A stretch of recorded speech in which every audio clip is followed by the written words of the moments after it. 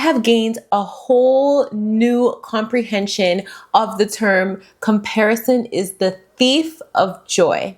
Let me tell you why. I was cleaning my house today and I was thinking, I'm going to do a Monday reset because that's the type of girly I am. I do my Monday reset. When the kids go back to school after the weekend is when I clean my house, okay? As I'm recording the content for my Monday reset video, I'm thinking and I'm like, how am I going to post this video? Am I going to do a voiceover? Am I going to do one of those timed vlogs?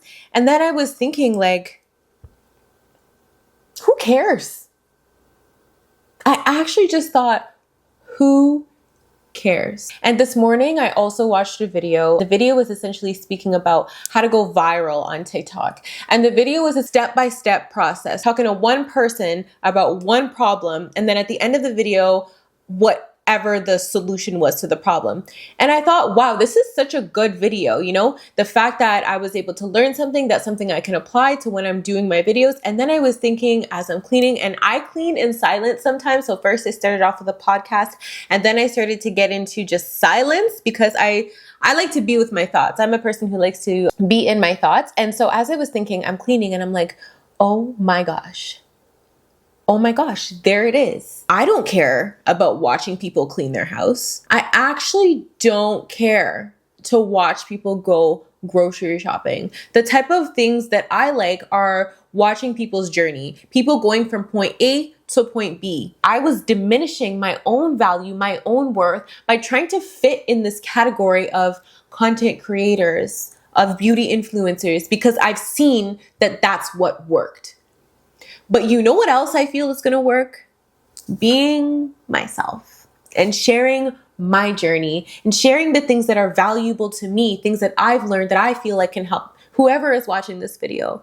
And guys, right now I am on a serious mission to break generational curses in my family. That is what I'm passionate about. You know, for the people who are passionate in beauty, you do you. No shade ever. I feel like everyone has their thing. I want to talk to you a little bit about my journey because I truly feel that my journey can hopefully inspire somebody else, but also to just share with you where I'm coming from and where I'm going, because these are the videos that I personally enjoy watching. When it comes to the music that I listen to, I like to listen to songs where someone started from point A and now they're at point B. I like to follow people's journey and from their struggles to their successes. You know, that's how I'm able to connect with other people. I realized that the barrier that I was having was I feel like I was trying to fit into a mold that didn't belong to me.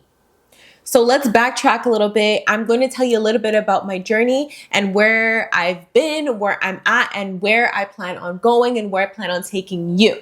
I feel like every single part of our journey is essential and important.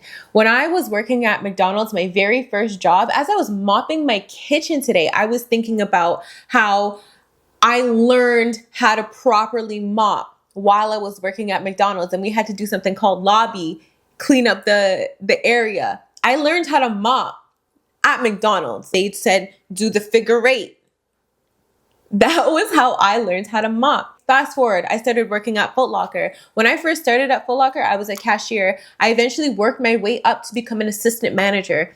In order for me to do that, I had to learn a lot of new skills. In fact, one of the most important ones that I learned at Footlocker was how to communicate with other people. I was the type of girl, because I was a cashier, I just had to cash people out. Boom, boom, boom. There you go. Have a nice day. But when I started to get into a full-time position, sales position, assistant manager, I had to learn how to talk to people. So shout out to my manager, because honestly, he was one of the greatest mentors, and I still value his mentorship until this day. I was young and reckless, and he really provided a lot of guidance in my personal life as well as my professional life. He taught me how to initiate conversations, how to make sales, how to build relationships with people, how to like assess a situation and provide a solution to a situation.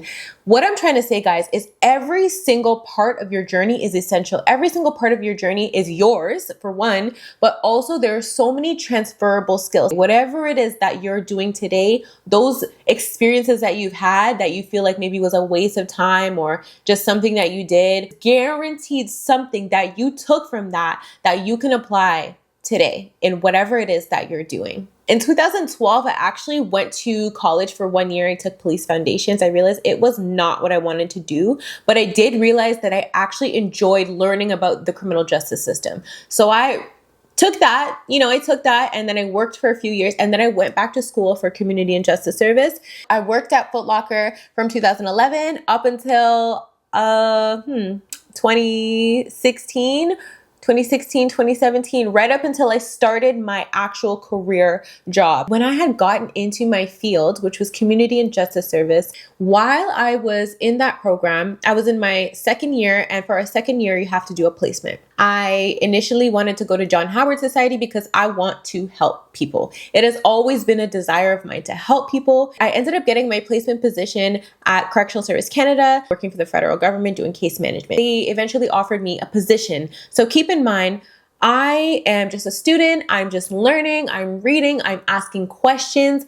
I am genuinely interested in how to evolve, not because I'm like, oh, I want to get to the top. It's because I understood that there are a lot of people who face a lot of challenges, and I wanted to be the person to help people to overcome those challenges. And then it was determined I wanted to become a PO.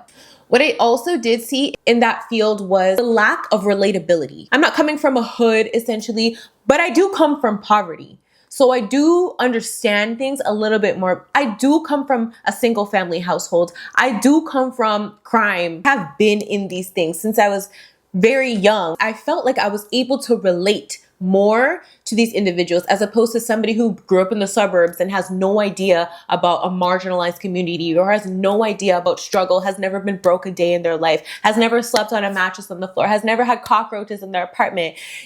There's just certain things that certain people can't relate to. I understand some things that they have experienced. Therefore, it gives me a better understanding of how to help that person. That was what I learned in my field of community and justice. Okay, I want to help people. Fast forward, I ended up losing that job. My contract got terminated when I started the relationship with my daughter's father. That is another story for another time. If you're interested in hearing about that story, just drop it in the comment below. Tell us the story. And I'll drop another video talking more about that side of my journey. But for right now, we're talking about the professional side, okay? Okay, that's what we talk about. We talk about the career and stuff, okay? So let's bring it back. I was really heartbroken. I'm not gonna lie. I was really heartbroken because I felt like, man, like I was gonna be that parole officer. I was gonna be that one that was able to understand people and connect with people and, really make a difference and perhaps change someone's whole trajectory. After my contract got terminated, I honestly was so unsure about what I wanted to do in life. Growing up and everything, even while I was working in the jobs, I always wanted to be a business owner. I didn't know anything about entrepreneurship or being a business owner. I just knew that those people who own those big mansions on Mississauga Road, if you're from the GTA, they did not work a 9 to 5. Okay. I just know. I'm like, there's no way that those individuals worked a 9 to 5. And my mindset was, there is a way, and they figured it out. And so if I've seen all these people who have figured it out, why can I not figure this out? I see a bunch, like in Toronto, I don't know, like people just got money out here. So there's, even the cars they're driving, the amounts of beautiful condos that are here. I'm like, there's just no way that can't be me. All these people have figured it out. Therefore, I know I can figure it out too. I always had that mindset. Funny story. When I was in high school, I went through like different names. One of them was Shamiata Rebel, and the other one was Shamiata Realist. Okay. Embarrassing. But even though it's embarrassing, when I think about those two names that essentially I had given myself and lived up to, I really stand on that. I really stand on being authentic, which is where the realist came from. Being authentic, being myself, not sugarcoating things. My delivery and things got definitely a lot better. I got a lot nicer. And then the rebel, because I always just wanted to defy society. I always felt like the society that has been built is literally that. It's a system that's been built for us to fall into a certain category, to fall into an employee mindset. And there's nothing wrong with starting as an employee, as long as that's not where you finish. Because starting off as an employee, you gain a lot of skills. I gained a lot of skills working 9 to 5s that are definitely essential and transferable to being a business owner and an entrepreneur. But don't get stuck there. You know, not everyone, I guess, is made to be an entrepreneur, but I just pray that anybody who's watching this really takes the chance on themselves and bets on themselves. If you thoroughly enjoy your 9 to 5, I love that for you. But I hope that you take the skills and the things that you're passionate about and you build something for yourself. How I think about it is, as an employee, you could walk away tomorrow and they'll find another person to replace you. And I just feel like that's crazy. Any single workplace that I've been an all-star player. Why should I fully submerge myself and grow something so big for another business or corporation and keep myself small, keep my salary capped, keep my limitations? I want to be free. I want to be free. I really value freedom, authenticity, and passion and purpose. In 2021, I moved to Montreal. That was after I had my daughter, and I was like, okay, I'm going full force into entrepreneurship. I don't speak a lick of French, so there's actually no other way other than entrepreneurship. So as I'm the struggling entrepreneur that I was, I just kept pushing, kept doing researching and learning about things, about how I could be the best in the industry, how I could market myself. I realized that marketing was my huge challenge. I could talk to people, but I didn't know how to get in front of the right people. And so I went to bed one night, I prayed. I said, I wish I could just learn about marketing. Like, I wish somebody would teach me about marketing. And then I woke up to a message. This is no lie. The next day, I woke up to a DM from one of my girls who I went to high school with, and she was like, hey, are you looking to grow your business? I was doing lashes at that time. I had a lash business. I was selling lashes and I was doing lashes, but I'm fresh to Montreal. So I don't have any clients or customers. So I'm really hungry. I'm really looking for, I set up my lash studio. Like, I was like, I'm ready to go, baby. I just need the clients. So when she asked me if I was looking to grow my business, I was like, hell yeah. That's how I got into network marketing. I worked for a couple different network marketing companies. One thing that I really enjoyed in each of them was the mentorship and the community, the personal development. Also, the formula. The formula was essentially that relationships are everything. Everything happens through relationships. Building a community is important. Having people like-minded to be around you is important. Mentorship is so important. To invest in personal development every single day is essential. Advance your skill set, to learn about a skill set, to become an expert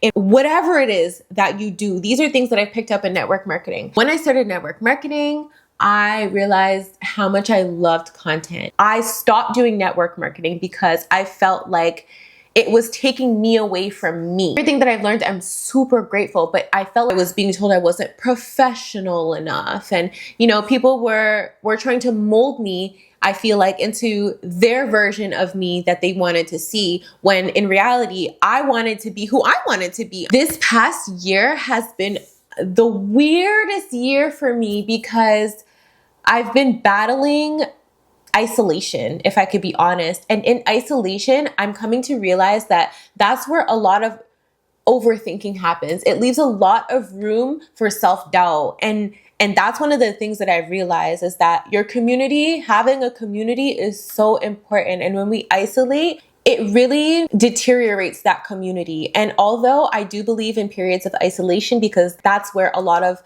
personal and self-reflection happens, and you're able to navigate life differently. I really believe in that. I think God separates to elevate. So I do believe in seasons of isolation, but I found myself getting too obsessed with isolation. This year, I decided I want to be a full-time content creator. When I was in high school, me and my girl, we would make videos, we'd do skits. I've just always been like a funny girl like that. Like, let's do a skit, let's make a rap song, let's just be crazy. Another thing that I've always felt is that I was made to be seen. I don't know what that means. I didn't know what that meant. I've just always felt that. Every single thing that I've done, whether it be my cleaning business, whether it be network marketing, whatever it is, content was the most exciting part about it. When I was thinking about this video that I was going to do today with my Monday reset, it really made me think, like, What am I doing this for? What is my purpose? What value am I giving? Is this something I would watch? Is this something that would intrigue me? Is this something that I would be interested in? And it had me thinking about my audience, my people, my community. They rock with me for being me, right? That's how you're able to find your tribe. Your vibe attracts your tribe. Is it natural for me to clean my house? Absolutely. Is it content that I would generally consume on a regular day? Probably not. I would probably go for more informational videos, things that I can learn, things that I can apply to strengthen my skills, things that are going to advance my career, that are going to advance my wellness journey, that are going to advance motherhood, that are going to advance whatever it is that I'm doing. And I realized that that is the content that I actually enjoy to consume. I do love a good beauty video, but I don't even wear makeup. So I just watch it sometimes to be like, wow, like I would like to learn how to do makeup, I'm gonna say that and maybe I'll watch it later. Is that me though? No, I'm not gonna hop on here and start telling you beauty tips of how to put your contour. That is not me. But I found myself in this period of isolation where I was consistently comparing myself to people who have made it in the content creation industry. In the content space, there's a lot of beauty influencers and everything is about aesthetic and, everything to just look nice and be perfect, and the hair is always done, and everything is just always just so nice and elegant and graceful, and honestly, it made me doubt myself. It made me almost forget who I am. When that imposter syndrome kick in, we sometimes feel like we don't have all the value to give. We don't know if what we know is going to help another person. You may be at step 5 compared to somebody who's at their step 1. So you sharing information and giving the knowledge from that you learned from step 1 to step 5 is super valuable for someone who's just starting out. So whether you're, somebody who has been feeling stuck in whatever it is that you're doing, whether you are generally an ambitious and confident person, but lately you've just been feeling like, what is going on? A bit of imposter syndrome. Girl, I feel you. I just want to remind you that you got the sauce, girl. You got the sauce. Anybody can teach anybody anything, okay? If there is something that you are super passionate about, that you have took the time to learn, then you can then show what you learned to people who are beginners in whatever industry or skill set that is. I ended up in the music industry because I went to a business meeting, okay? The business meeting turned into a studio session. I recorded a track. I loved the track. I was like, this track is a hit. I'm trying to drop the track. And so I wanted to drop this song.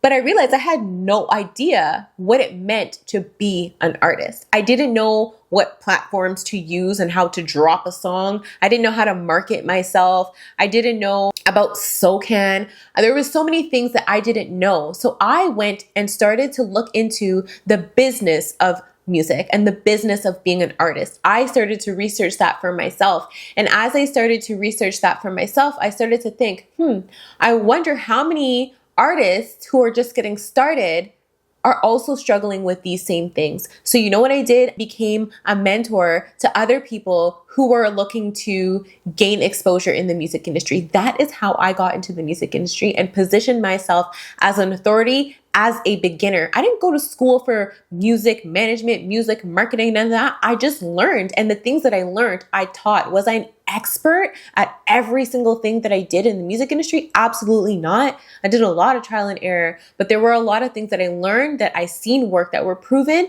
And those things I shared with artists. Until this day, there are some artists that still hit me up and ask me for help, for support, for people in my network. So you may think that you're not valuable enough or that you don't have enough value to give in the industry that you're in, but I guarantee you know more than the average person, or you know more than someone. And those people who want to know as much as you are willing to learn. if you put yourself in a position to teach them. When I was a struggling entrepreneur, do you know what I did? I started to do events for people who were struggling to get exposure as an entrepreneur.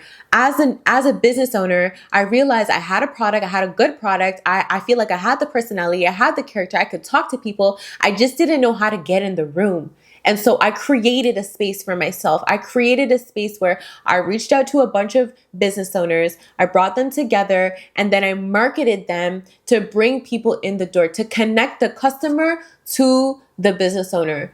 And I feel like I did the same thing when it comes to artist showcases. I did artist showcases because, for one, I realized there were a lot of artists that wanted to perform, but they didn't have the opportunity to. I realized there's a lot of artists who also want to be connected to other people in the music industry, but they didn't find spaces for them to do that. So I created a space that essentially I needed to be that authority. I created a space where so I could learn, but also to connect people to the resources that I feel like they would need, because I felt like that's what I would have needed if I was an artist. What I'm trying to say is there is something that you know that somebody else wants to learn. So whenever you feel like you are not adequate and you are not enough, I just want to remind you that you are. And there definitely is information that you have that somebody else out there wants to learn. So stop playing around and put the content out, okay? Keep watching my videos and we're going to talk about how to build your confidence. In addition to